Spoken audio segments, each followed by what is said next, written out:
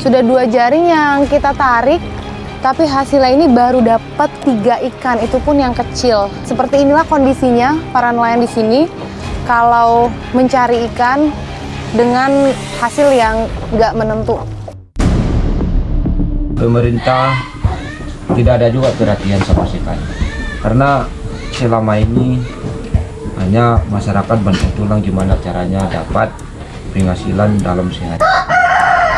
Tapi kalau diharapkan bantuan dalam pemerintahan, tidak ada. Nah, ini cara memanggang kopra di sini. Kita naik ke atas panggangannya, emang cukup luas ya. Nah, ini kita ratakan dulu di atas panggangan. Rasanya tuh pedih banget mata saya.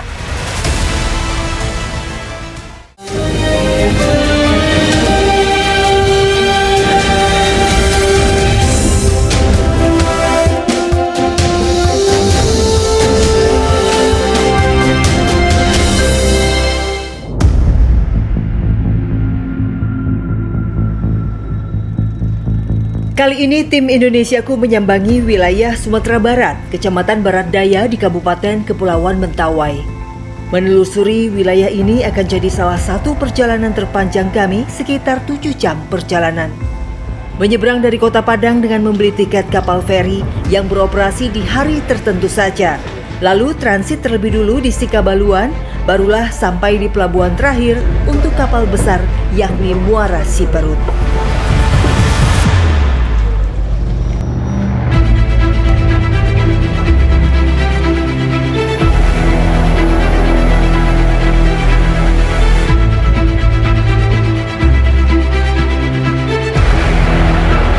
Ini baru permulaan yang cukup panjang dari ekspedisi yang hendak kami tempuh.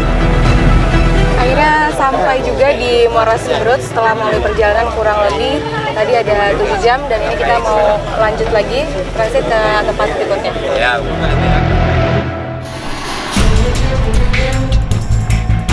Hidup di wilayah kepulauan dengan letak yang amat jauh dari pusat aktivitas ekonomi membuat warga pesisir di Mentawai, Sumatera Barat menjadi serba kesulitan. Itulah gambaran yang kami dapat saat mendengar cerita masyarakat yang berdomisili di Dusun Tiop, Desa Katurei, Kecamatan Barat Daya. Untuk tiba di sana, kami harus berpindah dari kapal besar menaiki perahu kayu dan berangkat dari pelabuhan yang lebih kecil di Muara Siberut. Meskipun Desa Katurei yang menjadi destinasi kami masuk di wilayah Kecamatan Siberut Barat Daya, namun lebih mudah dijangkau dari Kecamatan Siberut Selatan, tepatnya Desa Muara Siberut. Sekarang mau melanjutkan perjalanan pakai perahu kayu atau orang sini sebutnya itu pompong. Kalau dari Muara Siberut menuju Dusun Tiop yang ada di Desa Katurei itu sekitar 30 menit aja dari sini.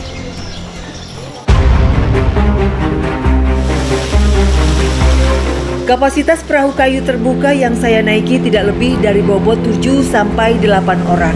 Mesin yang digunakan juga bukan seperti perahu cepat. Sehingga jarak tempuh sekitar 25 km via laut harus dilalui dengan sangat hati-hati agar tidak tergulung ombak. Transportasi ini adalah satu-satunya kendaraan umum warga dalam kesehariannya karena minimnya akses jalur darat. Artinya, biaya yang dikeluarkan sehari-hari tentu lebih berat bagi masyarakat, sebab harus membeli bahan bakar minyak ekstra, sekitar Rp55.000 harus dikeluarkan untuk perjalanan PP. Di perairan Laut Siberut Barat Daya, terdapat sejumlah muara yang bisa ditempuh oleh perahu kayu kecil seperti yang kami tumpangi. Nah, ternyata kita harus melewati muara Sungai Sarasau dulu, nanti baru akan menyambung lagi ke laut untuk sampai di Tiop yang merupakan ujung selatan dari Siberut Barat Daya.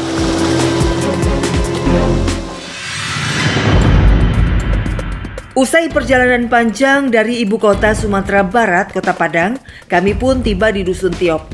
Dusun ini adalah wilayah pesisir terpencil di Kabupaten Kepulauan Mentawai. Akhirnya sampai juga di Dusun Tiop. Nah, memang seperti inilah cara untuk sampai ke sini. Warga di sini sehari-hari juga kalau misalkan harus membawa hasil melautnya itu melalui muara yang tadi kita lewatin dan pakai perahu seperti ini. Wilayah Tiop besar di Desa Katurei kini terbagi atas 3 dusun, yakni Dusun Tiop, Dusun Martobat, dan Dusun Atateitei. Sementara total ada 9 dusun di Desa Katurei yang terpisah di lokasi pulau berbeda. Hampir 85% warga pesisir di sini merupakan nelayan yang kesehariannya mencari ikan di laut. Saya bertemu keluarga nelayan di Dusun Tiop yang tengah mempersiapkan peralatan untuk melaut.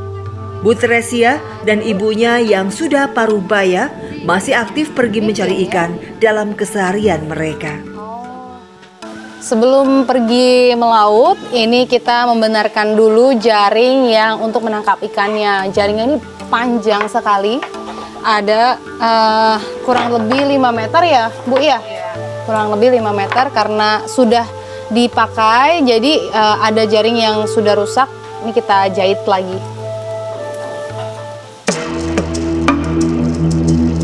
Warga di sini masih menggunakan alat sederhana untuk mengambil ikan, yakni dengan jaring yang harus dirakit kembali karena minimnya jumlah jaring yang dimiliki. Alat pancing ini nantinya hendak ditebar di laut dan berharap ada ikan yang menyangkut. Pompong ya, situ ya Bu. Saya bersama para nelayan di sini mau pergi melaut dan di sini itu masih menggunakan pompong atau perahu kayu dengan cara mendayung karena memang pemukiman warga ini benar-benar di pesisir pantai. Dalam kesehariannya, nelayan di pelosok Kepulauan Mentawai masih harus mendayung perahu kayu untuk pergi melaut. Kondisi ombak memang tidak besar sehingga tak mengkhawatirkan jika harus mendayung.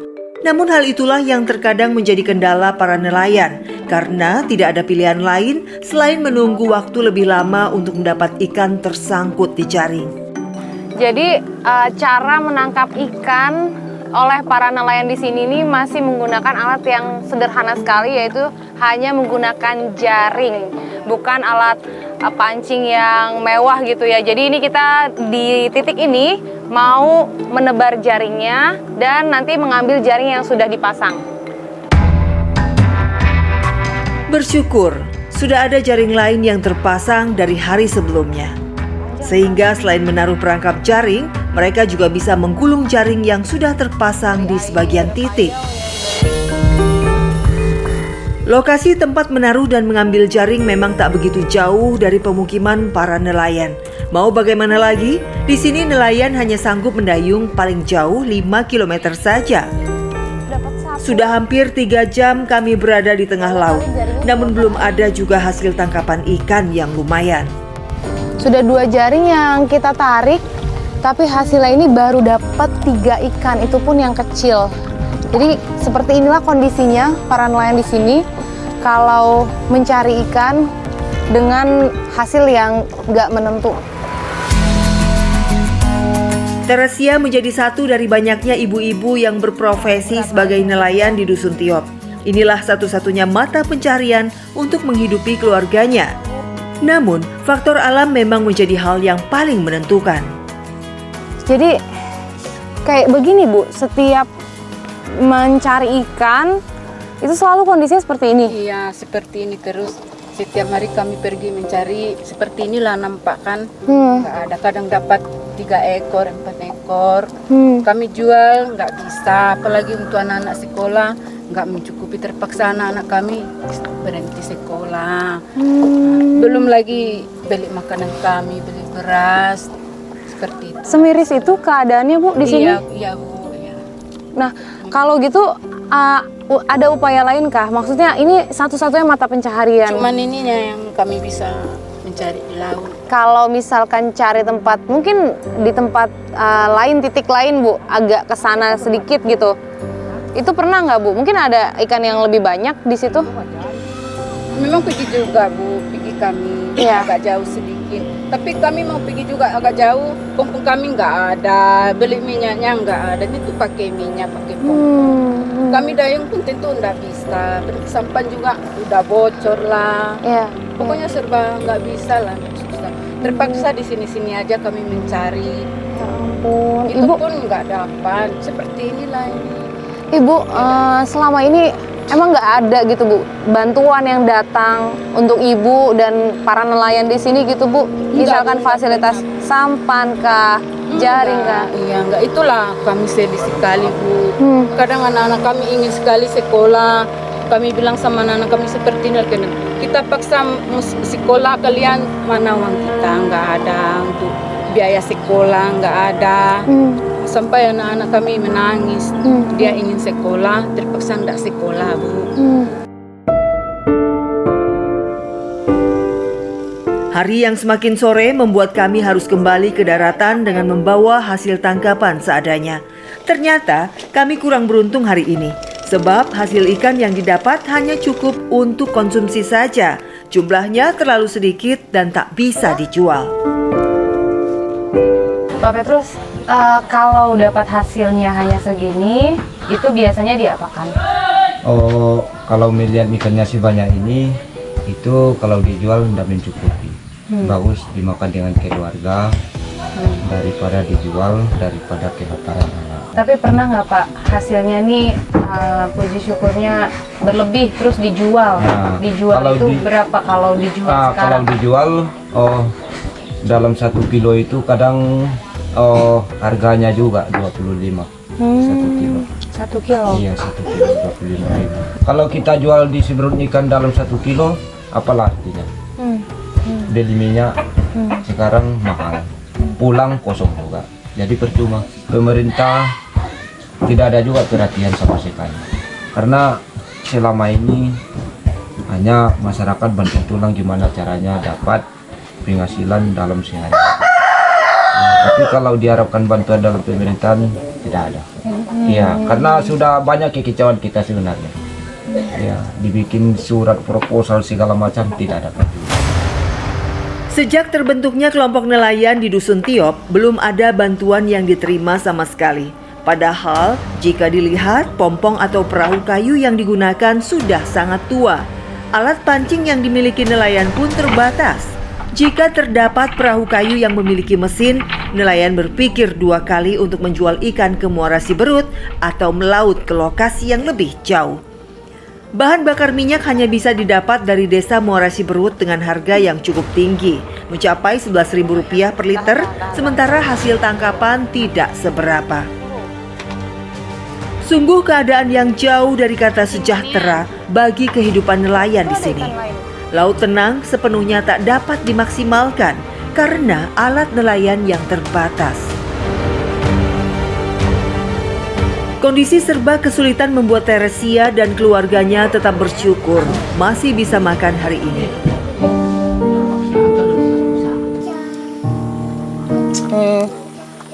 Ini hasil tangkapan kita tadi hanya cukup untuk dimakan aja. Jadi ini kita makan bareng-bareng sekarang setelah dibakar dan pakai sagu makannya sebagai makanan pokok warga di sini.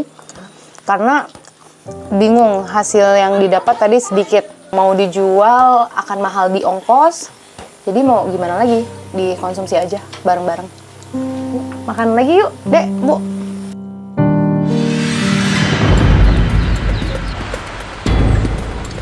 Keadaan sedikit berbeda dari Teresia dirasakan Maksi yang harus mengeluarkan ongkos lebih demi bisa menjual ikan ke Muara Siberut. Kotak es yang ia miliki menjadi penyelamat bisa menyimpan ikan paling lama 2 hari, lalu dijual sebagai sumber penghasilannya. Jika pergi ke Muara Siberut, nelayan dari Dusun Tiop harus menempuh perjalanan laut.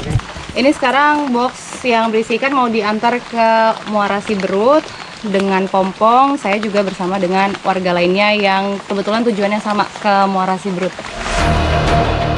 Hujan deras menyambut keberangkatan kami untuk bisa sampai di pasar Muara Siberut. Meski begitu, hal ini bukanlah penghalang bagi niat baik Maksi menjemput rezeki dengan menjual ikan-ikan yang sudah ia kumpulkan.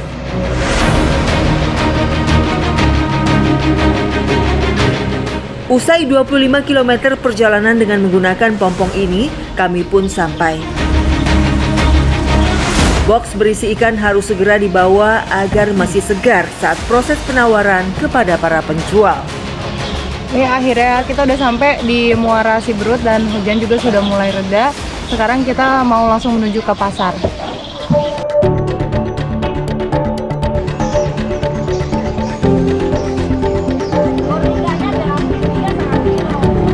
Rupanya para pembeli di pasar hanya menerima ikan dalam hitungan per kantong plastik, bukan per kilogram. Ikan tangkapan Maksi ini harus dikemas dalam plastik terlebih dulu. Jadi hasil tangkapannya ini dijualnya per kantong dan satu kantongnya ini harganya Rp25.000. Rp100.000. Inilah hasil yang didapat untuk total 4 kantong ikan yang dimiliki. Namun jika dihitung kebutuhan BBM pulang pergi yang dikeluarkan sekitar 5 liter atau setara Rp55.000. Belum dipotong dengan biaya packing dan lain-lain, keuntungan bersih mungkin hanya sekitar Rp45.000 saja.